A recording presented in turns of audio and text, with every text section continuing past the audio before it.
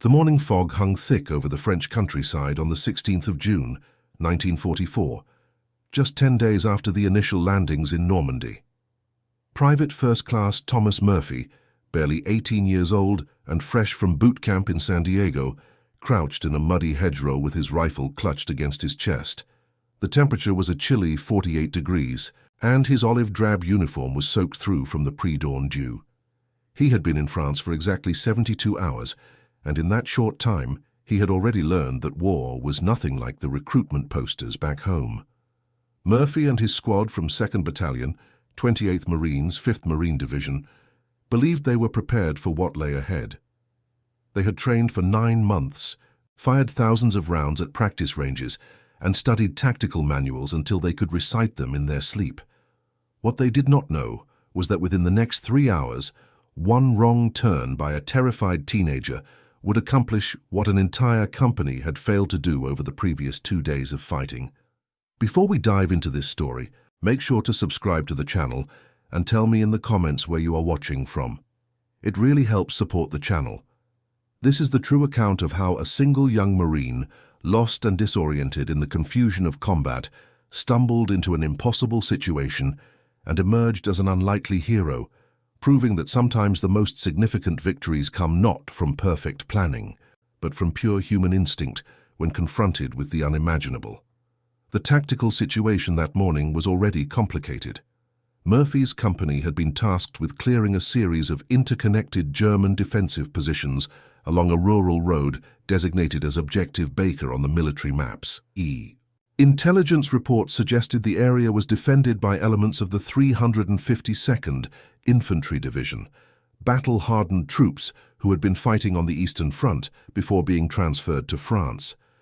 The defenders had spent weeks fortifying their positions, using the natural terrain of hedgerows, stone walls, and sunken roads to create an intricate web of defensive strongpoints.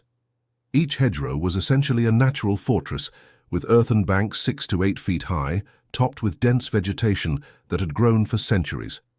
Machine gun positions were carefully concealed, with overlapping fields of fire that turned any approach into a deadly killing zone. Murphy's platoon leader, 2nd Lieutenant James Harrison, a 23-year-old from Boston who had graduated from officer training just 4 months earlier, gathered his men for a final briefing as dawn began to break. The plan was straightforward on paper. First squad would advance along the main road, providing suppressive fire, while 2nd and 3rd squads would flank from the left and right respectively. Murphy was assigned to 3rd Squad, under the command of Sergeant Robert Chen, a veteran who had already served in the Pacific and carried himself with a confidence that made younger Marines feel safer just being near him.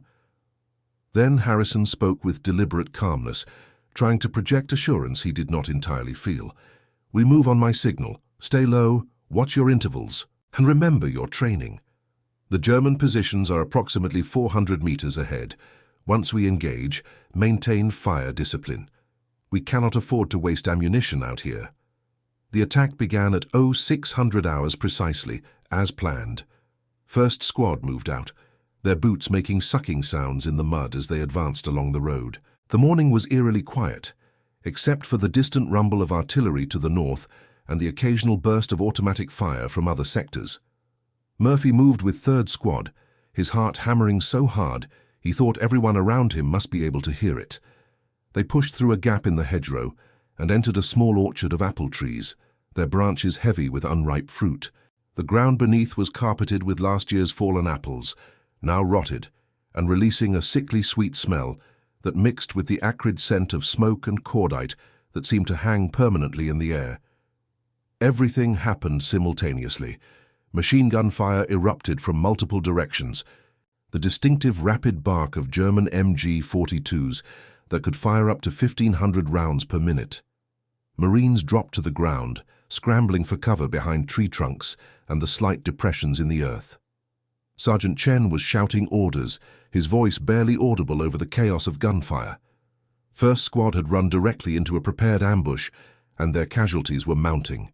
Harrison was on the radio calling for artillery support, but the proximity of the German positions to the American lines made fire support impossibly dangerous.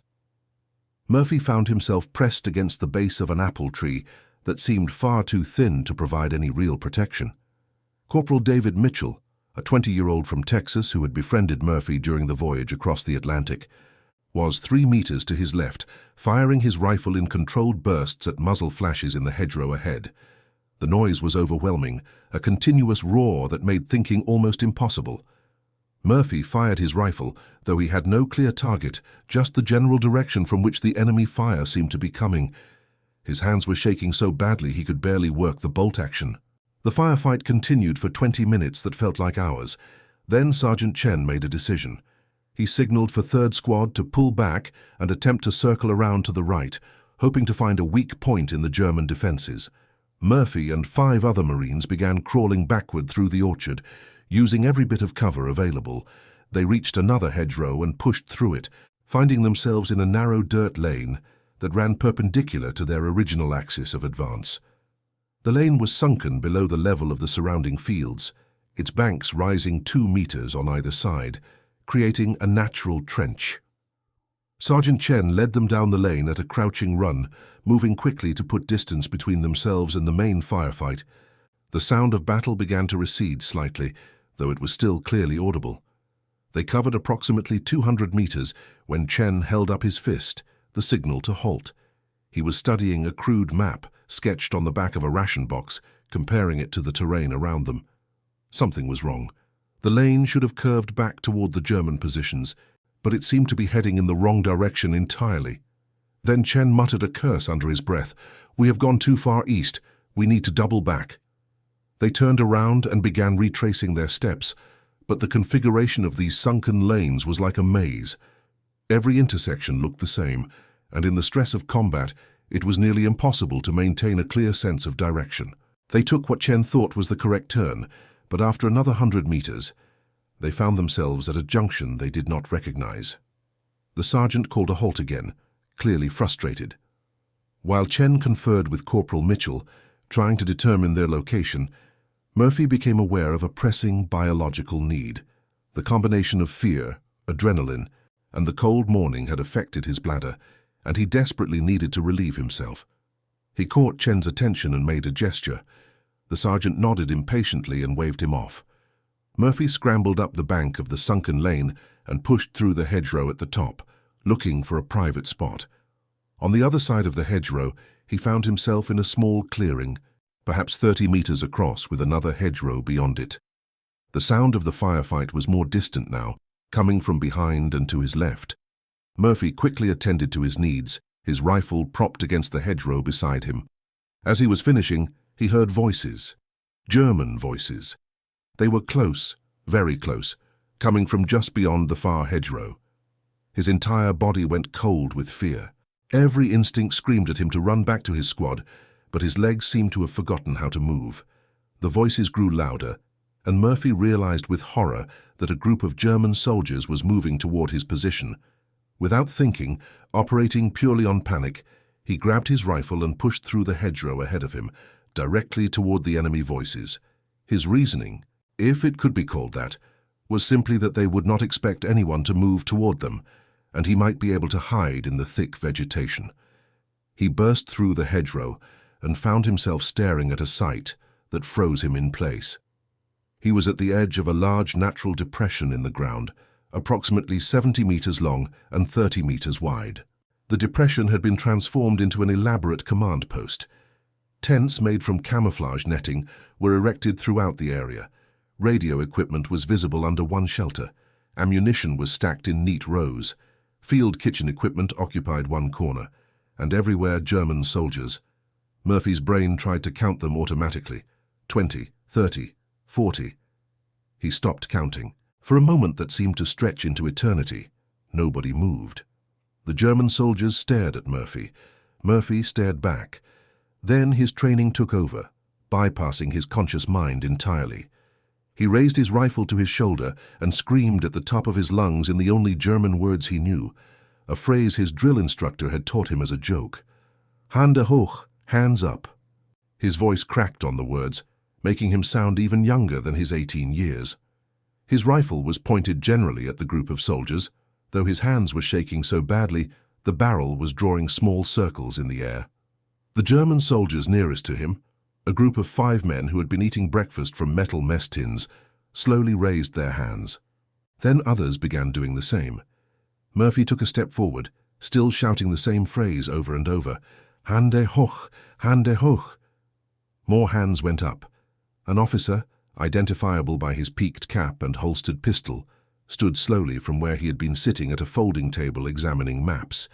He said something in German that Murphy did not understand, but his tone was calm, almost soothing. The officer raised his own hands and said something else to his men. More soldiers stood and raised their hands. Murphy kept moving forward mechanically, still shouting, his rifle barrel sweeping back and forth across the group. What Murphy could not know, what he would not learn until much later, was that this particular unit had been in continuous combat for 3 weeks. They had been pulled from the Eastern Front, where they had been fighting the Soviet advance, and immediately thrown into the defense of Normandy. Their original strength of 180 men had been reduced to 73 through casualties and stragglers. They were exhausted, low on ammunition, and increasingly demoralized by the constant American artillery fire and the endless waves of fresh troops that seemed to pour ashore every day. The commanding officer, a captain named Werner Schultz, had been discussing with his subordinates the possibility of withdrawing to more defensible positions when Murphy burst through the hedgerow. What Schultz saw was not a terrified teenager who had stumbled into the wrong place. What he saw, given the context of American tactics over the previous days, was an advance scout for what must surely be a major assault. The Americans had been probing his positions relentlessly. This young soldier appearing suddenly from an unexpected direction, screaming and brandishing his weapon, could only mean that the main assault was seconds away. Schultz made a rapid calculation. His men were positioned poorly for a defense against an attack from this direction. They were in an open depression with minimal cover. If American forces poured through that hedgerow in numbers, his command post would be overrun in minutes, and many of his men would die for no purpose. Schultz made his decision. He called out in German, "Do not resist. Put down your weapons." Then, in heavily accented English, he addressed Murphy directly. "We surrender. Do not shoot. We surrender." Murphy, still operating on pure adrenaline and instinct, gestured with his rifle toward a clear area of ground. "There. Put weapons there." His voice was high and strained, but the German soldiers complied. Rifles were unslung and placed in a growing pile. Pistols were removed from holsters and added to the collection. Sergeants moved among the men, ensuring compliance. Within 3 minutes, every German soldier in the command post was disarmed and standing in a rough formation with their hands raised or clasped behind their heads. Murphy stood there, his mind racing to catch up with what his body had done. He had just captured approximately 70 enemy soldiers by himself, through sheer accident. The absurdity of the situation began to penetrate his awareness, and he felt a hysterical laugh building in his chest that he had to suppress. He had no idea what to do next. He could not march 70 prisoners anywhere by himself. He could not leave to get help because they would simply rearm themselves the moment he left. He was stuck in a bizarre stalemate of his own accidental creation. Then a voice called out from behind him, speaking English. "Murphy, is that you? What in the name of God are you doing?" Murphy glanced back and saw Corporal Mitchell's head poking through the hedgerow, his expression a mixture of confusion and disbelief. Mitchell emerged fully, followed by Sergeant Chen and the rest of 3rd Squad. They stood at the edge of the depression, staring at the scene before them with expressions of shock. Chen recovered first, his tactical mind immediately assessing the situation. He moved forward quickly, barking orders to his men to secure the prisoners properly. 2 Marines were sent running back to bring Lieutenant Harrison and reinforcements. Over the next 20 minutes, as additional American forces arrived and took control of the prisoners, the full scope of Murphy's accidental achievement became clear. This was not just a random group of soldiers. It was the command post for the entire defensive sector that had been holding up the advance of Murphy's battalion for 2 days. Captain Schultz had been coordinating the defense of 4 separate strongpoints from this location. Among the captured equipment were detailed maps showing every German position in the area, radio codes, ammunition inventories, and tactical plans. The intelligence value alone was extraordinary. But more immediately significant was the simple fact that with the command post eliminated and its personnel captured, the German defensive network lost its coordination. Lieutenant Harrison, when he arrived with Captain Robert Thompson, the company commander, stood in stunned silence for a full minute before speaking. "Murphy, did you seriously capture this entire position by yourself?" Murphy, the adrenaline finally wearing off and being replaced by exhaustion and a shaky sort of relief, could only nod.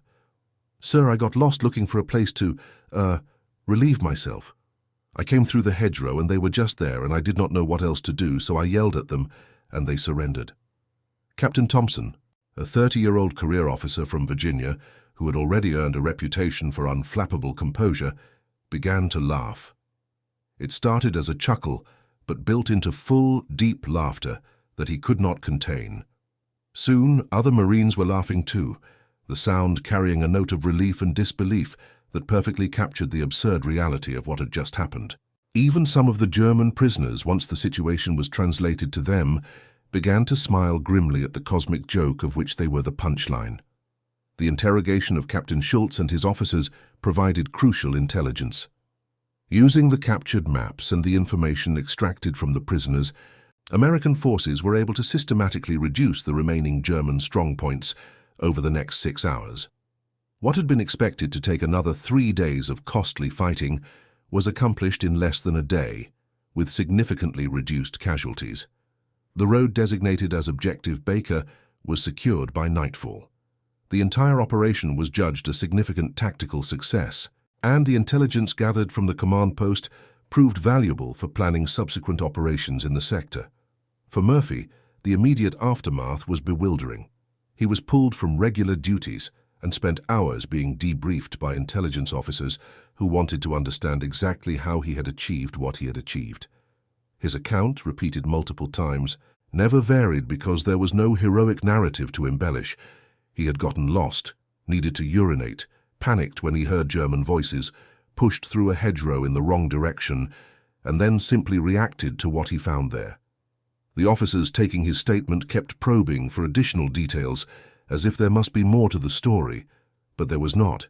It was, as Murphy kept insisting, just a series of accidents. Word of Murphy's feat spread rapidly through the division. He became an instant legend, though not quite in the way traditional war heroes did. His nickname became Wrong Way Murphy, though it was used with affection rather than mockery. Other Marines would call out to him asking for directions, then laugh when he made a show of checking a compass. But beneath the humor was genuine respect. Everyone in the division understood that Murphy had accomplished something significant, and that he had done it while acting with courage under circumstances that would have paralyzed many others. The formal recognition came 3 weeks later. Murphy was awarded the Silver Star, the third highest military decoration for valor in combat. The citation read in part, "For conspicuous gallantry and intrepidity in action against the enemy." Private First Class Murphy, displaying exceptional courage and initiative, single-handedly infiltrated and captured a heavily defended enemy command post, taking approximately 70 prisoners and securing vital intelligence materials. His actions directly contributed to the success of his battalion's mission and resulted in substantially reduced casualties among American forces. Private First Class Murphy's extraordinary heroism and dedication to duty reflect the highest credit upon himself and the United States Marine Corps. Lieutenant Harrison, who presented Murphy with the medal during a brief ceremony at battalion headquarters, added his own observation afterward. "Murphy, what you did out there reminds us all of something important. War is chaos. No plan survives first contact with the enemy. Sometimes the difference between disaster and victory is how you respond when everything goes wrong. You responded with courage, even though you were terrified. That is the real definition of bravery." Murphy served with distinction for the remainder of the war.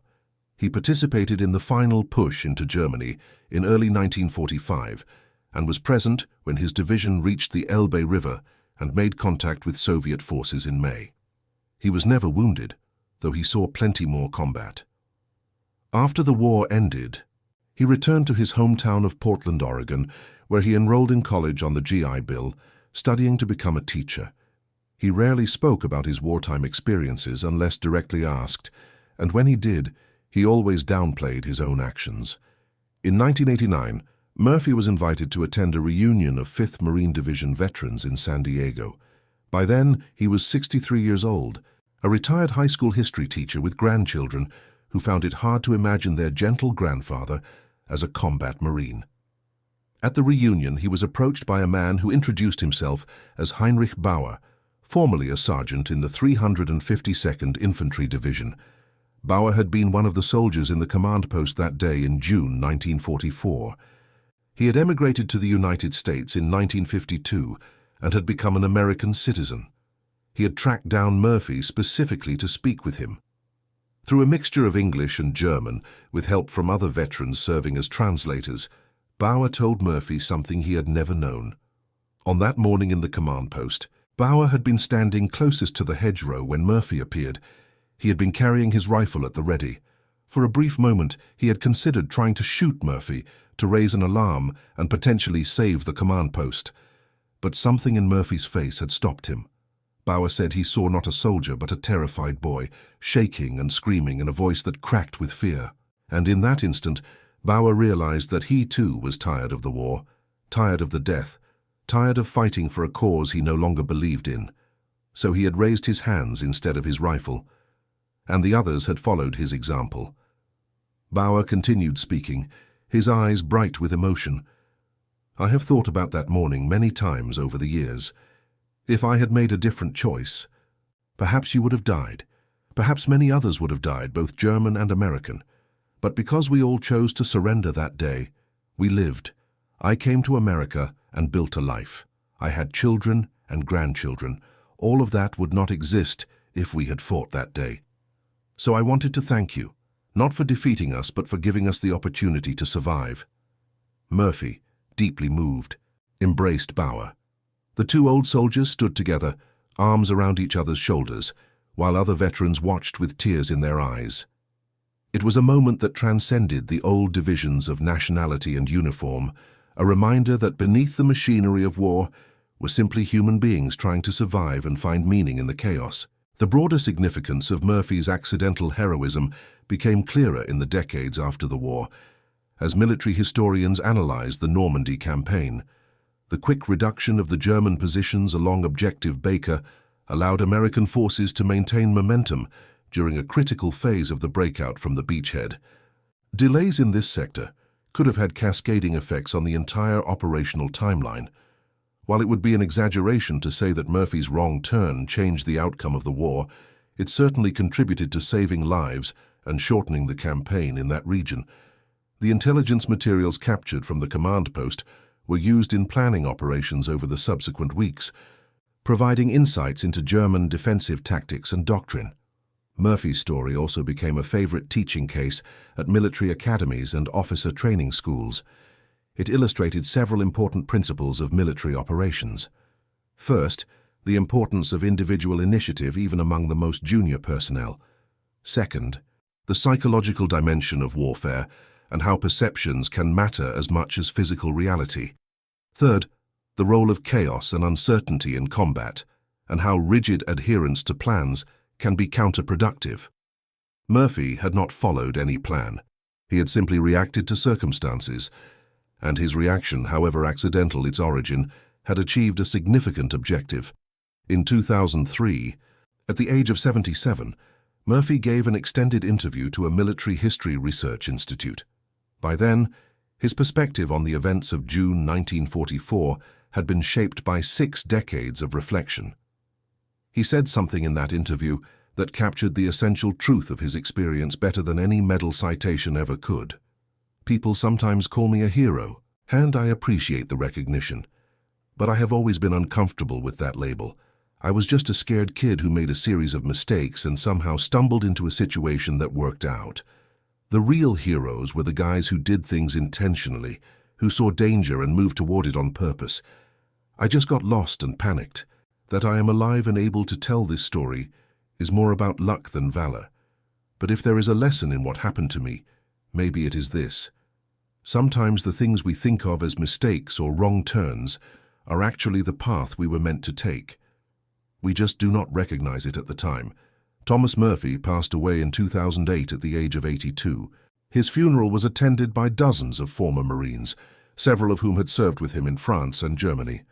The honor guard that folded the flag over his coffin included a Marine who was 18 years old, the same age Murphy had been on that foggy morning when he took a wrong turn and walked into history. At the reception following the funeral, Murphy's granddaughter displayed his Silver Star medal alongside a photograph from 1944 showing a thin young Marine with an uncertain smile.